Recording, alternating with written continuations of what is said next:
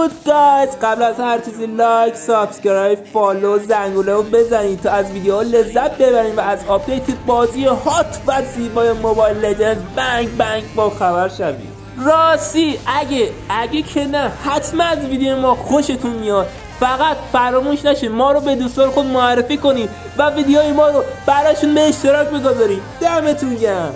So let's go guys، پا نرف‌ها و تغییرات تند آتشینی که قرار اتفاق بیفته. اولیش کیمیه بچه‌ها. کیمی هیچ بلایی سرش نمیاد، فقط تر میزنن تو اولتیمیتش و اولتیمیتش نرف میشه و 10% رنج اولتش کاهش پیدا میکنه. خب بریم هیروی بعدی که خوراک فنی پلیراست. بچه‌ها قرار اسکیل 1 اولتش باف بشه، یعنی انرژی مصرف شده کم میشه، ولی اسکیل 2 نرف میخوره، یعنی مصرف انرژیش میره بالا و خوراک فانی وارکینگز و فنی پلیرهای واقعی که دیگه اسکیل 2 شون رو الکی حرام نمیکنن. بزن بریم هیروی بعدی جولیانه که پسیو توموخیش نرف میشه. البته این برای کریپای تو این مپ، یعنی سرعت جانگلینگ جولیان کاهش پیدا میکنه و این نرف میتونه تو پیک کردن این توموخی واقعا تغییر ایجاد کنه. اوه ببین کی اینجاست، خدای اشپی، خدا که قراره خداتر هم بشی. بله بزرگترین آپدیت تو این هیرو میتونه داشته باشه تا الان، که پسیو باف شدهش افکت جدیدی روش میاد که اینطوریه که بیسیک اتکاش بسته استک و دمیج بیشتر وارد کنه، بلکه همونطور که دیدی رو تاور هم صدمه بیشتری وارد میکنه و اسکیل یکش باف میشه، اینطوره که افکت این اسکیل دیگه ضربات انمی یا تعداد استک های افزایش دهنده دمیج علامت گذاری نمیکنه و افکت جدیدی بهش اضافه میشه که با ضربه زدن به مینیون ها و قهرمان ها به استک تبدیل میشه. بله استک ها سریعتر قراره پر بشه و دیگه لازم نیست ضربه بخوره تا استکش جمع بشه. فکر کنم قراره توسط یونوس پاره شی. خب لاپا یا آپگرید تیم فایت گرفته که اسکیل 1 و 2 اولتش کولدانش کوتاه‌تر میشه و اسکیل 2 اینطوری میشه که با ضربه زدن به هیرو انمی 30% کاهش دمیج به علاوه 8% بر هر ضربه اضافی به هیرو انمی به دست میاره. همونطور که دارین مشاهده میکنین بچه‌ها، حالا اون برای باز کردن قفل 30% کاهش دمیج لازم نیست به چندین انمی ضربه بزنه.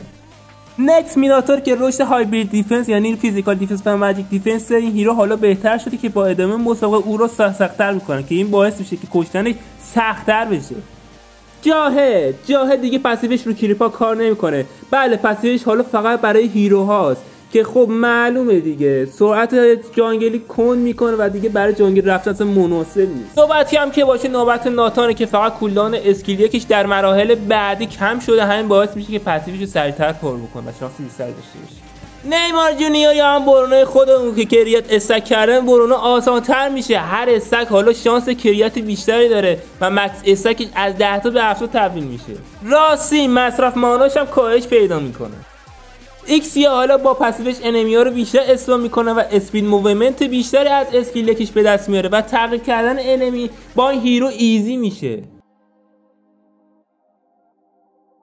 نوبت بعدی ایکسورگه که اولتش کمی نرف میشه.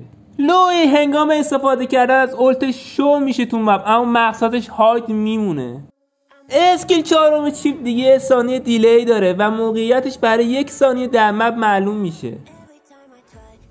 اسکیل 2 لیلیا یا جاذبه گلوم لیلیا هر بار که باهاش به هیرو انمی ضربه یا دمیج بزنی 20% زمان کولداون کمتری برای بازیابیش به دست میاری، که فقط برای مکس لول نیست، چون تو ورژن قبلی برای کولداون کمتر به مکس لول گلوم نیاز داشت که 50% بود.